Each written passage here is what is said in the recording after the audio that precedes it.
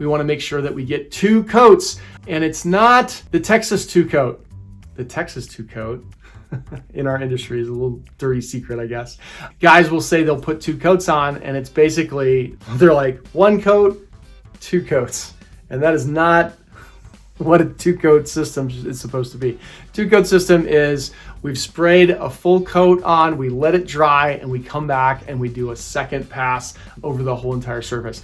And with siding, it's important to not only spray directly at the siding, but also to get up underneath so that we get the underneath side of the boards, which can be easily missed, especially on the lower, 4 or 5 feet of the house. Those are areas we want to check and make sure that we get good coverage after the first coat before we head on to the second coat. Typically, if someone is going to spray the body, a lot of times they are going to then hand paint or hand brush the trim on the house, but it doesn't always happen that way. Sometimes if it makes more sense to go ahead and spray the trim and then mask that off and spray the body, it can happen that way as well. But it's not necessarily a better, application method to do brush and roll, because there's definitely ways to cheat both sides of that equation.